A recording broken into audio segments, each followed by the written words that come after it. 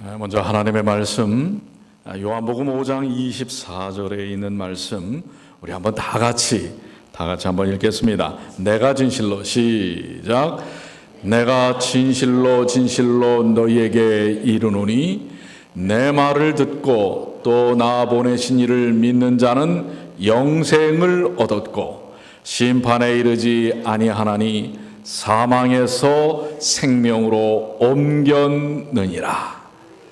내 말을 듣고 나 보내신 이를 믿는 자는 무엇을 얻었고 영생을 얻었고 사망에서 어디로 옮겼느니라? 생명으로 옮겼느니라. 여러분 믿습니까? 여러분들 새해가 시작되고 벌써 3주가 훌쩍 지나갔습니다. 근데 새해가 됐는데도 혹시 피곤하신 분 계십니까? 이제 뭐 얼마 되지 않았는데 벌써 삶의 피곤을 느끼는 분이 혹시 계시는지 모르겠어요. 혹시 피곤하시면 잠시 눈을 좀 붙이시기 바랍니다. 예. 그런데 이 아이의 사진 한번 좀 보시겠어요? 정말 피곤해. 예?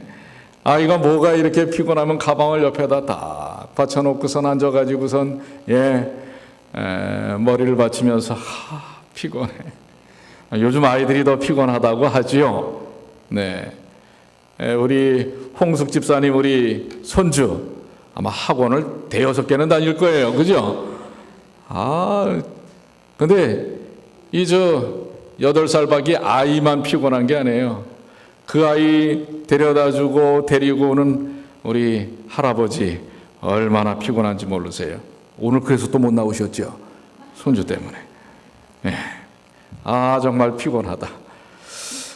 어떻게 보면 우리 신앙생활 활력이 넘치고 이제 새해가 됐으면 새로운 마음으로 해야 되는데 한 달이 채 되지 못해서 혹시 여러분들 피곤함을 느끼신다면 여러분들 위로를 받으시기 바랍니다. 예수님을 3년 반이나 쫓아다녔던 생명의 주님을 쫓아다녔던 예수님의 제자들은 어떠했을까요? 그들은 언제나 활력이 넘쳤겠죠? 자, 마가복음 14장 40절입니다.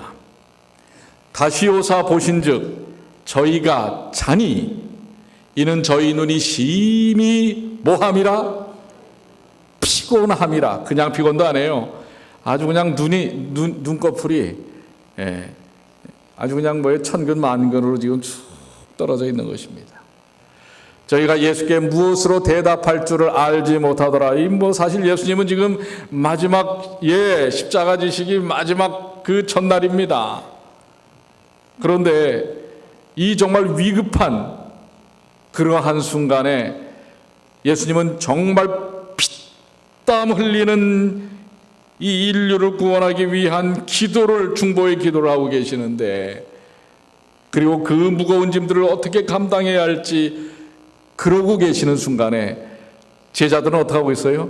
한 번도 아니고 이게 2번째 예수님이 오셔서 보니까 또 그러는 거예요. 너희가 나를 위하여 함께 기도하라고 말씀하셨어요. 사실은 이것은 예수님께서 그것도 정말 믿을 만한 제자들만 데리고 갔어요. 겟세마네 동산에. 그리고 여기서 너희도 함께 기도하라 하시고 예수님은 조금 더 올라가셔서 정말 기도를 하고 계시는 것입니다. 그런데 베드로와 요한과 야고보는 어떻게 하고 있는 거예요? 졸고 있는 것입니다. 내가 고민하여 죽게 되었으니 나와 함께 깨어 있으라 라고 특별히 기도를 부탁을 하신 것입니다. 그러면서 주님은 아버지여 할 수만 있거든 이 잔을 내게서 옮기시옵소서. 하지만 내 원대로 마시고 아버지의 뜻대로 하옵소서라고 기도하고 계시는 것입니다. 그런데 조금 전에도 말씀드린 것처럼 제자들은 어떻게 하고 있는 거예요? 그저 정신없이 잠에 피곤해서 잠에 취해 있는 것입니다. 너희가 이렇게 나와 잠깐 한시라도 깨어 있을 수 없더냐? 시험에 들지 않게 깨어 기도하라. 자, 이게 2번째인데요. 그 다음에 또 가신 다음에 마지막 3번째 오셔서는 이제 뭐라고 그래요? 자라. 이젠 자라. 여태까지 잤지만은 이젠 편히 자라고 하시는 것입니다. 그러다가 예수님은 결국 체포당하시지요. 그리고 제자들은 뿔뿔이 흩어지고 베드로는 주님을 3번이나 부인하는 시험에 빠지게 됩니다. 자, 피곤했어요. 예수님을 생명의 주님이신 예수님을 3년 반이나 쫓아다녔던 제자들도 피곤했어요. 그들을 이렇게 피곤하게 만들었던, 그래서 함께 기도하지 못하게 했던 그러한 이유들이 무엇일까? 피곤은 때때로 우리 신앙생활에 큰 심각한 문제들을 일으키기도 합니다. 활력을 가지고 정말 생동감 있게 신앙생활을 해야 되는데 이 피곤함에 찌들려서 제대로 그 역할을, 그 삶을 즐기고 행복하지 못한 때가 얼마나 많습니까? 직장생활은 어떻습니까? 여러분들의 직장생활, 그저 빨리 집에 가고 싶은 마음뿐일 때가 얼마나 많습니까? 그리고 우리 신앙생활은 어떻습니까? 신앙생활에도 피곤함을 느낄 때가 있습니다. 영적 피로감을 느끼게 되면은요, 우리가 교회를 이렇게 오긴 오지만은 행복하지 않아요. 그리고 활력이 넘치지를 못하는 것입니다. 그러다가 쓰러지기도 하고 의심하고, 결국은 시험에 들고 마는 것입니다. 때로는 교회 봉사를 하면서도 그래요. 봉사를 하면서도 힘들고 지치는 경우를 만날 때가 있는 것입니다. 봉사는 하기는 해요. 근데 즐거워서 하기보다는 습관적으로 하는 것입니다. 말씀 공부도 마찬가지예요. 말씀 공부도 우리 여러 말씀의 공부들이 있지 않습니까? 형식화되고 그 말씀에 깊이 젖어들지 못하는 것입니다. 기도는 어떻습니까? 정말 가슴 뜨거운 주님과의 교제, 임재의 경험을 느끼는 것이 아니라 그저 잠깐 점만 찍는 그런 기도의 생활들. 자, 이런 것들이 어떤 면에서는 영적 피로감을 통해서 나타나는 현상들일 수 있어요. 근데 우리 이제 새해가 되고선 석주밖에 지나지 않았는데 벌써 우리가 이러한 피로감 속에 있다면 우리 이것을 해결해야 되지 않겠습니까? 이걸 1년 내내 끌고 갈 수 없지 않겠습니까? 우리에게 있어서 영적 피로감의 원인이 무엇일까?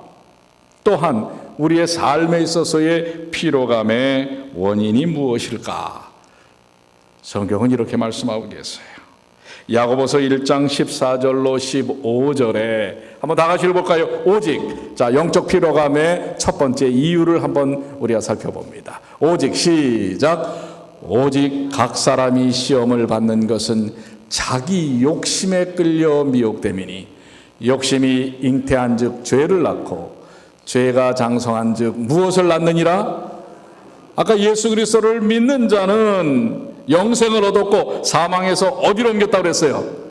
생명으로 옮겼다고 그랬는데 오히려 지금 생명에서 어디로 옮겨버리게 만드는 게 있어요? 사망으로 옮겨버리는 이유가 뭐예요? 원인이 뭐죠? 욕심입니다. 욕심입니다. 그렇습니다. 욕심입니다. 뭐 여러분들 더 설명을 하지 않아도 여러분들 욕심 없으시죠? 여러분들은 욕심 없으시죠? 저만 있나요? 가만 보면 저도 때로는 영적 피곤함을 느낄 때 보니까 욕심이에요. 욕심. 뭘 더 내가 해보겠다고 하는 욕심, 더 잘 해보겠다고 하는 욕심, 더 많이 해보겠다고 하는 욕심이 결국은 뭐예요? 뭘 가려요? 주님을 가려버려요. 주님을 가려요. 그래서 여러분들 욕심을 버려야 합니다. 우리 특별히 주님을 믿는 사람들은 욕심은 여러분 앞에 계시는 주님을 가리운다는 사실을, 바로 예수님의 제자들도 예수님, 생명의 주님이신 예수님을 3년 반 동안 따라다니면서도 그 생명의 주님이 바로 곁에 계셨는데 활력을 얻지 못하는 이유가 왜 그렇게 피곤해? 그 위급한 순간에도 왜 그들은 졸고 있었을까? 욕심이에요. 자기들 생각이에요. 자기들이 꿈꾸는 주님을 통한 이상을 이루고 싶은 욕심. 근데 그렇게 돼요, 안 돼요? 또 생각만큼 안 돼요. 그러니까 어때요? 피곤한 거예요. 자, 첫 번째 이유가 뭐라고요? 영적 피곤함의 첫 번째는 욕심이다. 두 번째는 뭘까요? 여러분들이 한번 답을 찾아보세요. 영적 피로감을, 아니 삶의 피로감을 주는, 우리 그리스도인인 신앙생활에 피로감을 주는 두 번째 원인은 뭘까요? 한번 찍어보세요. 뭘까요? 제가 오늘 기도하면서 준비한 말씀의 원인과 같은가? 한번 얘기를 해보세요. 우리 신순자 집사님, 뭐겠습니까? 우리 이영희 집사님, 시킬까봐 고개들을 또 숙이는 분들 계시. 시킬까봐. 뭐예요 이게? 염려죠, 염려. 마태복음 6장 25절입니다. 자, 다 같이 읽겠습니다. 그러므로 시작. 그러므로 내가 너희에게 이르노니 목숨을 위하여 무엇을 먹을까, 무엇을 마실까, 몸을 위하여 무엇을 입을까, 뭐 하지 말라? 염려하지 말라. 목숨이 음식보다 중하지 아니하며 몸이 의복보다 중하지 아니하냐. 근심, 걱정, 염려, 이것이 바로 뭘 갖게 해요? 영적 피로감을 갖게 한다고 하는 사실입니다. 염려는 마귀가 우리를 넘어뜨리려고 놓은 인생의 덫이라는 것을 기억해야 합니다. 전에 제가 말씀도 좀 나눴잖아요. 세상 염려의 90%는 쓰잘데없는 거라는 거예요. 이루어지지도 않을 일들에 대해서 염려하고 별 의미도 없는 일에 대하여 염려한다고 하는 것입니다. 그리고 미리 걱정하는 거예요. 그런데 사망에서 생명으로 옮긴 생명의 주이신 예수를 믿는 사람들은 염려를 내려놓은 사람들입니다. 미래에 대한 막연한 어떤 염려가 있습니까? 사실 우리 있으실 수 있어요. 요즘 우리 어르신들 중에서 요즘 이제 몸이 많이 불편해지신 분들이죠. 야, 내 인생도 저렇게 가지 않을까? 이렇게 생각하실 수도 있어요. 그러나 여러분들 걱정하지 마세요. 그렇게 간다 한들, 우리도 그 예외에서 벗어나는 것도 아니지만은, 그러나 우리에게는 하나님께서 뭘 약속하셨다고 그랬어요? 영생을 약속하셨다고 우리 본문의 말씀에 우리 이미 나 보내신 이를 믿는 자는 무엇을 얻었고, 본문에 뭐라고 그랬어요? 영생을 얻었고. 자, 따라하세요. 나 보내신 이를 믿는 자는 영생을 얻었고. 예수 믿는 사람은 무엇을 얻었다고요? 근데 왜 이 땅의 것으로 염려하십니까? 내가 앞으로 10년 후에 어떻게 될까? 20년 후에 어떻게 될까? 걱정하지 마세요. 여러분이 염려하는 것보다 훨씬 좋게 될 것입니다. 그것이 바로 하나님께서 우리에게 약속하신 바입니다. 그래서 마태복음 6장 25절 다음 절 26절에 주님은 친절하게 우리에게 이렇게 위로하십니다. 공중의 새를 보라. 심지도 않고 거주지도 않고 창고에 모아들이지도 아니하되 너희 천부께서 기르시나니 너희는 이것들보다 뭐하지 아니하냐? 여러분은 훨씬 더 귀하신 분입니다. 아니, 비교할 수가 없는 것입니다. 여러분 이렇게 좀 한번, 여러분 좀 이렇게 가슴을 좀 두드리면서 나는 소중한 사람입니다. 한번 해보세요. 자, 시작. 나는 소중한 사람입니다. 근데 그 사실을 누가 몰라요? 여러분 자신이 모르는 거예요. 말로는 말해요. 다른 사람하고 비교해서 자기는 대단한 사람이라고 생각을 하지만 정작 보면 정말 어떻게 귀한지를 놓쳐버리고 잊어버리는 경우들이 얼마나 많은지 몰라요. 왠 줄 아세요? 나보다 조금 더 가진 사람이 옆에 생기면 금방 어때요? 기가 죽어가지고. 여러분들 정말 소중한 분이에요. 여러분들은 그 어떤 것과도 비교할 수 없는 예수님으로 인하여 구원받은 새 생명을 얻은 예수님께서 생명을 다하여 살 만큼 소중한 사람이라는 사실, 여러분 믿습니까? 믿으세요? 하나님의 은혜를 기억하십시오. 자, 세 번째. 자, 피곤해. 저는 오늘 세 가지만 좀 정리를 해봤는데요. 자, 여러분들 또 피곤케 하는 또 원인 또 뭐가 있을까요? 아주 보편적인 것 중에 여러분들 뭐가 문제가 됐을 때 여러분들 피곤해요?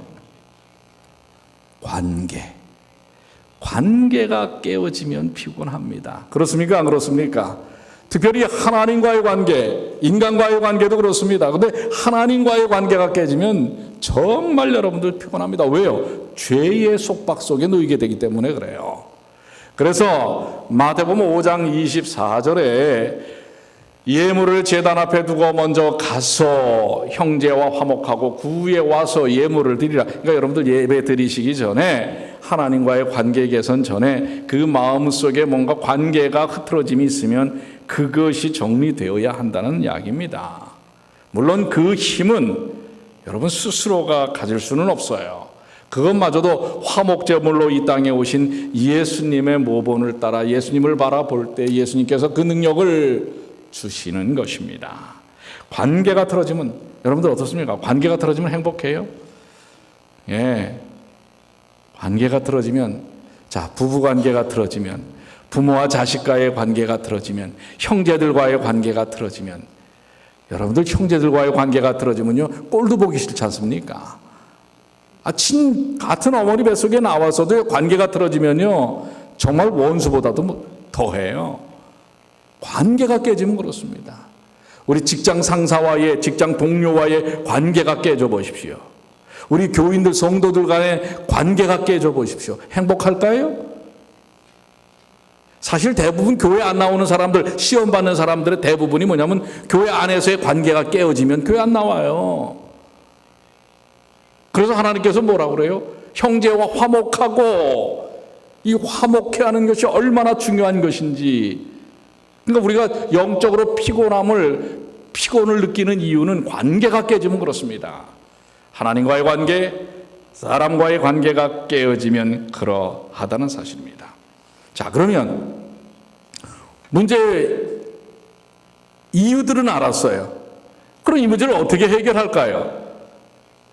이러한 영적 피곤함을, 삶의 이 활력 없는 신앙생활의 문제들이 이런 원인들 때문에 그런데 이걸 어떻게 해결해야 할 것인가? 우리 본문의 말씀으로 돌아가면 요한복음 5장 26절에 아버지께서 자기 속에 생명이 있음 같이 아들에게도 생명을 주어 구속에 있게 하셨고 라고 말씀하셨어요.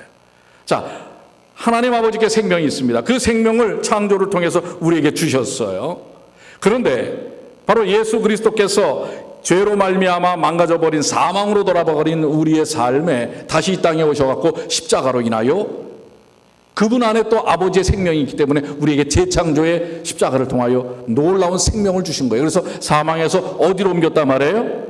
생명으로 옮겼어요. 그러니까 여러분들 이런 문제들에서부터 우리가 생동감 있는 영적 피곤함에서 벗어날 수 있는 것은 생명이신 예수 그리스도께 가는 것입니다.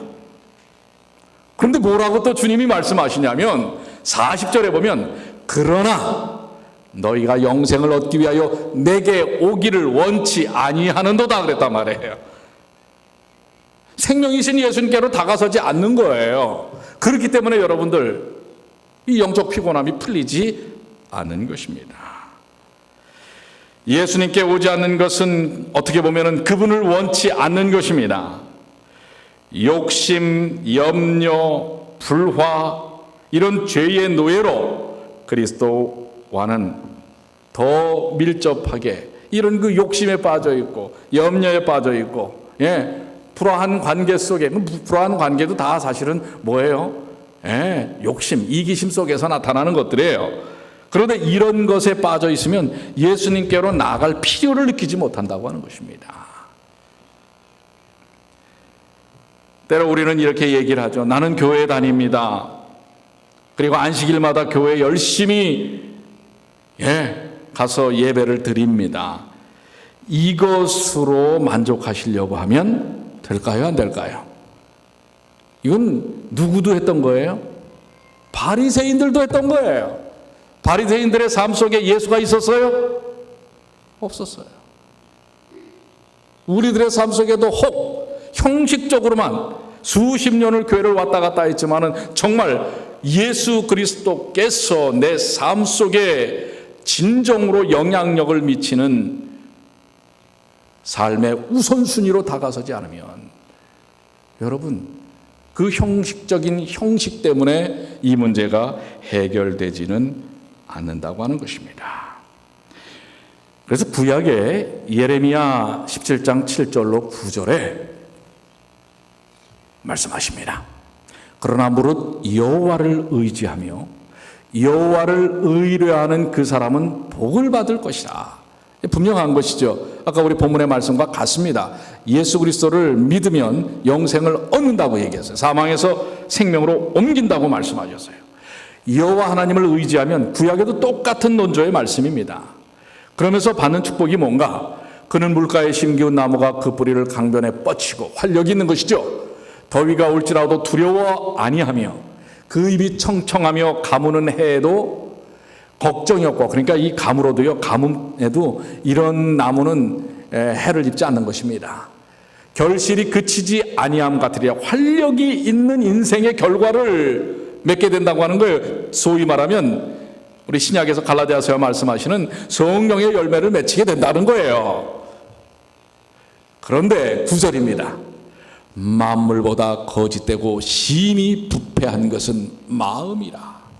누가 능히 이를 알려마는, 그러니까 마음이 중요해요. 여러분들 마음속에 누구를 모셔야 된단 말이에요? 누구를 모시라고요? 예수님을 모시고 예수님을 생각하라는 것입니다. 그러니까 여러분들 이 영적 피곤함을 주는 욕심이라든지 염려라든지 불화라든지 이것을 해결할 수 있는 유일한 방법은 여러분의 마음에다가 예수님을 담으시라는 거예요. 그러니까 믿음의 주여 또 온전케 하시는 이 예수 그리스도를 바라보고 깊이 생각하는 것입니다. 그러니까 마음이에요. 여러분들 마음이 중요해요. 사실 걱정 근심도요, 마음이 어떠하느냐에 달려 있어요.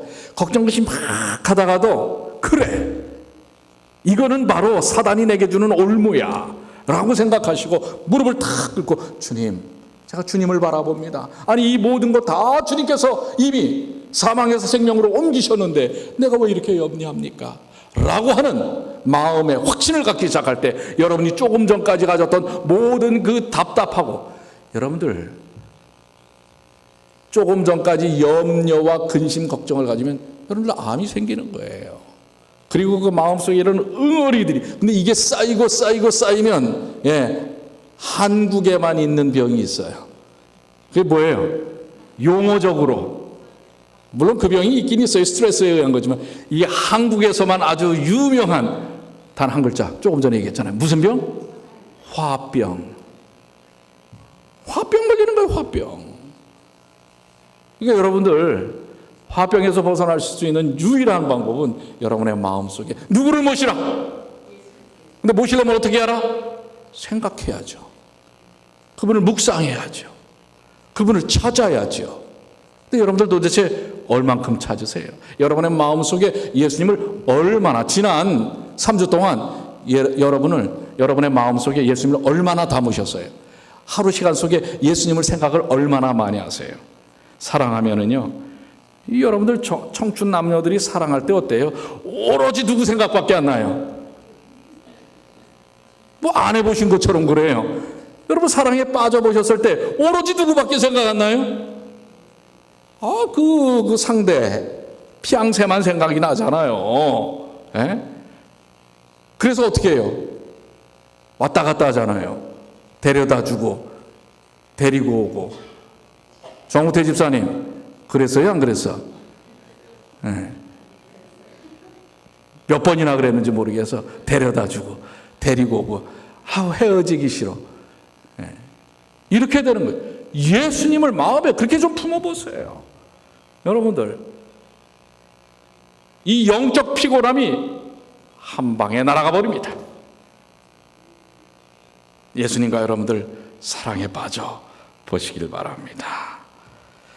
그럴 때 바로 정말 이 아름다운 결실을 맺는 것입니다. 이것이 바로 오늘 본문의 말씀이에요. 우리 한번 다 같이 읽어볼까요? 시작. 내가 진실로 진실로 너희에게 이르노니 내 말을 듣고 또 나 보내신 이를 믿는 자는 무엇을 얻었고 영생을 얻었고 심판에 이르지 아니하나니 멸망의 심판에 이르지 않는 것입니다. 사망에서 어디로? 아멘입니까? 이제 여러분들 영적 피곤함에서 벗어날 수 있는 이유를 무엇인지 해결책을 여러분들 찾으셨지요? 그리고 그렇게 여러분들 계속 근데 사단은 계속 우리를 얽어매려고 할 것입니다. 그러나 오늘 이 분명하신 말씀을 마음속에 새기면서 여러분의 마음속에 예수님을 생각하고 예수님을 기억하고 예수님을 묵상하고 예수님의 그 놀라우신 은혜 속에 사랑에 빠지시게 되길 바랍니다. 그러면은요, 말씀 보고 전도하고 안 할 수가 없고, 다른 사람에게 이 사랑 말이에요. 이 사랑은요, 감출 수가 없다고 그랬잖아요. 사랑하면 감출 수가 없는 거예요. 그렇기 때문에 전도가 되는 거예요. 왜 우리 전도 안 하는 줄 아세요? 전도 왜 못 하는 줄 아세요? 더 얘기 안 해도 알겠죠? 사랑하면 돼요. 자, 어떤 분의 간증의 글 가운데 나온 이야기를 여러분들에게 좀 소개를 해드리겠습니다. 청소년 시절에 부모님이 이혼을 했어요. 그리고 또 재혼을 반복하는 이런 과정을 통해서 이 처녀는 상처를 깊이 받고 집에서 나왔습니다. 외로운 마음을 기대려고 이성교제를, 그래서 사랑하는 사람을 만났어요. 그런데 요즘 젊은이들이 이렇게 수순을 바꿀 때가 있어요. 결혼하고 동거를 해야 되는데 동거를 먼저 시작했어요. 영영 자기 곁을 떠나지 않을 줄 알았던 그 사랑하는 애인이 외국으로 유학을 갔습니다. 그런데 유학을 간 이후에 소식이 끊기고 6년이 지난 어느 날 나타난 남자는 다른 여자와 결혼을 해서 나타났습니다. 그 충격, 그 말할 수 없는 큰 상처와 충격을 받은 이 처녀는 살고 싶은 생각도 살 의욕도 잃어버렸습니다. 그래서 이제는 내 인생 될 대로 되라 하고 그런 심정으로 이 남자도 만나고 저 남자도 사귀고 헤어지고 이런 과정을 아주 반복을 하게 됩니다. 그러다가 몸과 마음도 다 만신창이가 되었는데요. 그러다 보니까 어려서부터 가졌던 이 충격이 쌓여서 우울증, 정신분열증, 대인기피증 이런 정신질환이 점점 더 심해져서 정신병원에까지 들어가게 되고 치료를 받습니다. 그러다가 어느 날 친구가 찾아왔고 친구가 야, 너 이렇게 폐인이 돼서는 안 되겠다. 내가 한 달에 한 번씩 고아원에 가서 봉사를 하는데 거기 가서 우리 어린아이들을 위해서 정말 어려운 상황에 있는 어린아이들을 위해서 가서 봉사하지 않겠니? 하고선 그 친구가 권해서 그 친구를 따라서 한번 그냥 가볼까 하고 갔습니다. 근데 마침 그 첫날 거기 간 날 어느 교회에서 이제 똑같이 또 봉사대로 나왔어요. 그리고 예배를 드리는데 그때 아이들과 드리는 예배 가운데서 목사님이 이런 말씀을 하셨어요. 여러분, 이 세상 모든 사람이 여러분을 외면해도 심지어 여러분의 부모, 친구들이 여러분을 버려도 하나님 아버지는 절대 여러분을 버리지 않습니다. 이 말씀이 이 처녀의 가슴속에 확 밀려 들어오는 것입니다. 그 말씀의 고만 아마도 성령께서 그를 터치하신 것이죠. 그 정말 이 사마리아 여인과 같은 그런 상황에 있는 이 처녀의 마음속에 성령이 터치하신 거예요. 그 순간부터 엉엉 울기를 시작하여 친구와 한쪽 구석에서 몇 시간을 하염없이 울고, 그리고 그 마음 가운데 이제 하나님과 예수님에 대한 받아들임이 있었다고 하는 것입니다. 그렇게 하고 나서 말이에요, 그 얼마 전까지 있었던 정신분열증, 대인기피증이 사라지는 듯 했습니다. 그리고서는 그 처녀는 이제부터는 예수님이 제 신랑입니다 라고 고백하고 예수님을 받아들였어요. 근데 원래 이 아가씨가 피아노를 전공을 했었어요. 그래서 교회에 나가서 이제 조심스럽게 반주를 시작하기 시작했는데요, 그러던 어느 날 그 교회에 우리 교회에서 하는 것처럼 우리 사경 집회가 있었어요. 그런데 마침 미국에서 강사를 초청을 했어요, 목사님을. 그런데 그 목사님, 강사 목사님을 따라서 한 남청년이 따라왔어요. 그런데 이 남청년은 미국에서 의대를 졸업하고 박사 학위를 받은 사람입니다. 그런데 한국에 의료 세미나 차 왔다가 자기 담임 목사가 한국의 어느 교회에 초청받아갖고 이 사경회를, 부흥회를 하니까 그래서 찾아온 거예요. 그래서 그 집회에 참석을 하게 됐는데, 집회가 끝나고 자기 목사님한테, 강사로 온 목사님한테, 목사님, 제가 부탁이 하나 있습니다. 뭔데? 오늘 우리 집회 중에 반주를 하던 그 아가씨를 좀 소개 좀 시켜주세요. 이 노총각이었던 이 의사죠. 의학 박사입니다. 그 아가씨를 좀 소개 좀 시켜주세요. 아니, 그걸 어떻게, 알아서 오늘 내가 우리 담임 목사한테 얘기를 해서 한번 이 얘기를 해볼게 하고 이제 이야기가 전달돼 들어갔는데, 뭐라고 얘기하냐면 이 자매가, 목사님, 이젠 상처받고 싶지 않아요.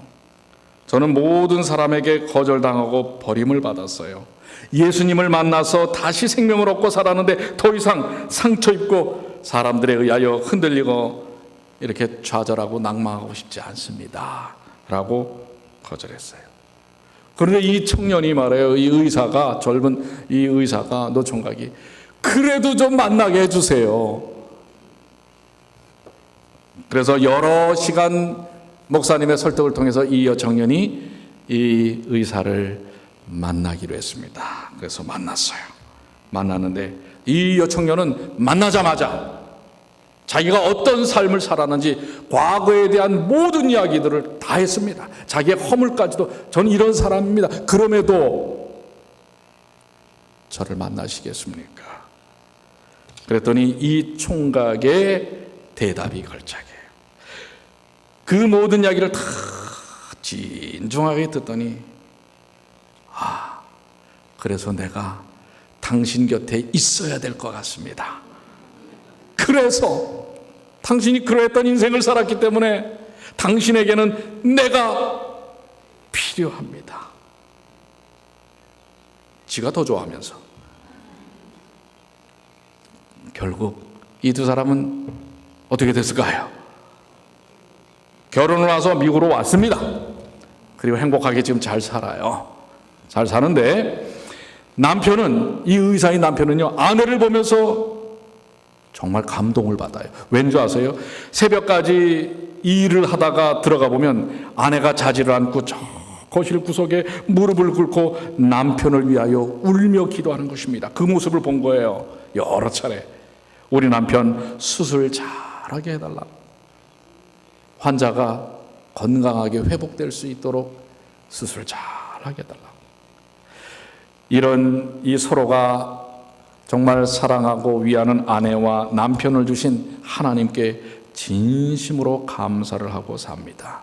이 자매가 간증에 뭐라고 고백을 하냐면요, 제가 예수님을 만나지 못했더라면 하나님의 사랑을 경험하지 못했더라면 어두운 방구석에서 벽이나 긁으며 증오하고 비참하게 끝나버렸을 인생인데, 하나님으로, 하나님의 은혜로, 예수님의 사랑이 저를 이렇게 변화시켜 주시고 행복하게 살고 있습니다. 여러분, 누구를 믿는 사람은 예수 그리스도를 보내신 자, 예수 그리스도를 믿는 자에게는 영생이 이미 주어진 것입니다. 영생을 얻었고, 뭐에서부터?